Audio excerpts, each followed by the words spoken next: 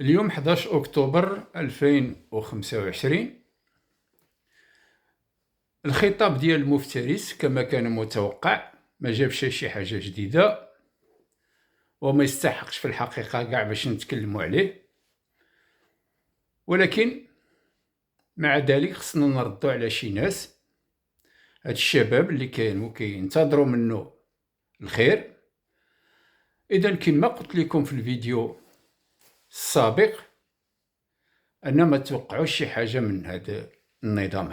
هذا النظام هو ما هو إلا ديكتاتورية محضة أبا عن جد، وما عمرها غادا تبدل،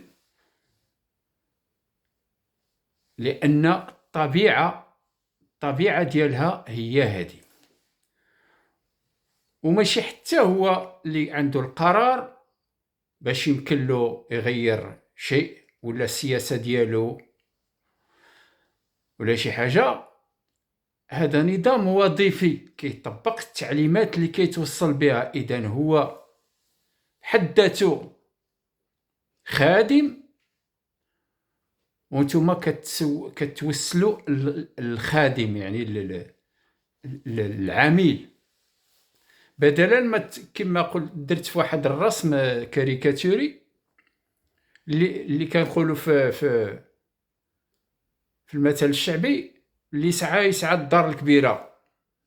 هذه كاريكاتير بطبيعة الحال، أما هو التغيير راه ما كيجيش بالسعاية ولا بالطلبة ولا بالمطالب. تؤخذ المطالب لا تؤخذ بالتمني ولكن ركابة كما قال الشاعر. ورجعوا للخطاب دابا، راكم شفتوه هو سبق ليه جاوبنا أصلا منذ البداية، قبل داك المظاهرات والقلاقل اللي وقعات. كنت قلت كذلك في واحد الفيديو سابق أن الأنظمة البوليسية حنا راه ملي كنكونوا ناعسين هما راه ما كينعسوش، تيخدموا تيخططوا لينا، ماشي العبيد اللي حاكميننا، الناس اللي حاطينهم تما تيخططوا لهاد الشعب اشنو غادي يمكن له يدير. حنا غادي هذا الضغط اللي كاين غادي نسفوه بحال واحد الشومبرير، غادي نفشوه قبل ما يتفرقع. اذا هو تعرف هاد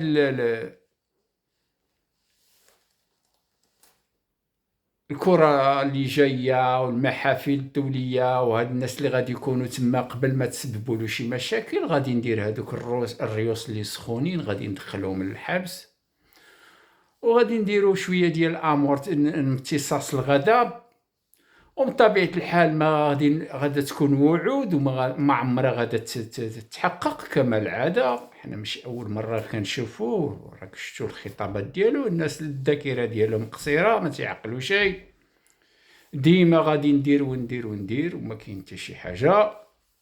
وكما قلت لكم ما يمكنلوش يدير شي حاجه لان ماشي هو صاحب القرار، لان واش الحاله ديالو تعطيكم الخبر واش هذاك الراجل كيقرر شي حاجه، ويا ليته كان رجلا. السيد في حالات ديال احتضار وكيجر في رجليه، ما عنده لا قرار لا والو، وطيله السنه غائب على البلاد. والمهم الناس اللي حاكمين اللي كيسيروا البلاد راه معروفين، اليوم اصبحوا معروفين، وهما اللي كيفتيو عليه شنو يقول وشنو يدير. ولا لاحظتوا معايا في الخطاب اول مره ما غاديش يشكر رجال القمع، لان لا شك انهم ما كتبوهاش ليه في الخطاب، لان ما جاتش يشكر رجال القمع باش ما يزيدش يحك على الدبره مع الاموات الضحايا اللي كاينين، غادا تكون شويه فيها الابتزاز. اذا الاول مره ما كيشكرش رجال القمع، بينما راه كلاو العصا حتى هما، لانهم حتى هما ضحايا بحال بقيه ديال الشعب. انا كنقول لكم المشكل ديالنا كمغاربه، حنا عندنا مشكل مع بعضياتنا ماشي مع الملكيه. المشكل فينا حنا الخيانه، وكاينه واحد النسبه كبيره حتى هذوك اللي كتظاهروا الا مشيتي عندهم قلتي لهم، حيت هذوك تظاهرات الجوع الا قلتي له تدخل للبوليس دابا تلبس الكسوه وتضرب خوك هذا اللي كان كيتظاهر الى جانبك ما يترددش ولو دقيقه. راكم كتشوفوهم كيمشيو كلهم كيحلموا بالوظيفة العمومية، بالبوليس، بالعسكر، وكيعطيو فلوس. شحال هادي حنا كنا كنحشموا نخدموا في هاد الوظائف بحال هادي، وكانت معروضة علينا وكنرفضوا ناكلوا الخبز الحرام كما تيقولوا. اليوم راه تيعطيو عليها الرشوة 5 المليون 10 المليون باش يدخل ما نعرف شحال يخدم في هذيك المردة اللي ما كان تيبغيها حتى شي واحد اللي تيعطيو عليها الفلوس. اذا باش نقول لكم، السيد جاوبنا في البداية قال لكم غادي يبني لكم سبيطار ديال الحمق. هذاك راه كان جواب وما فهمتوش. في خضم الاحداث هو خرج كيتشن السبيطار ديال الحمق.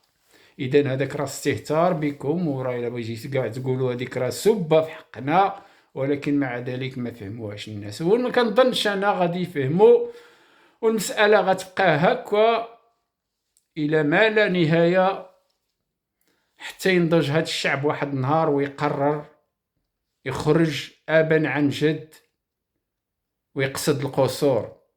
ماشي يخرجوا الشباب يقاوموا الاخرين جالسين في القهاوي كيتفرجوا. انا كنقول لكم ولا هذوك اللي كيديروا يبداو يبكيو علينا في الفيسبوك وفي اليوتيوب، ما عندي ما ناكل ما عندي، هو هذوك هما اللي كيكونوا كيزغرتوا كيقولوا موت موت يا العدو والملك عنده صاحبه.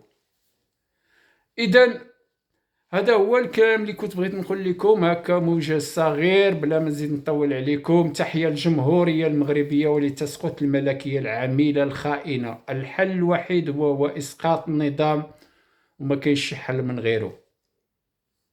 شكرا على المتابعة وإلى اللقاء. اللي يتفق معنا كما العادة مع هذه الأفكار يعاوننا بالبارتاج، التعليقات كذلك، وما تنساوش راه بشويه بشويه نقطه بنقطه كيحمل الواد.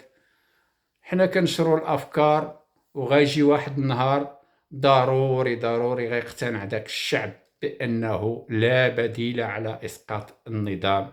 شكرا والى اللقاء.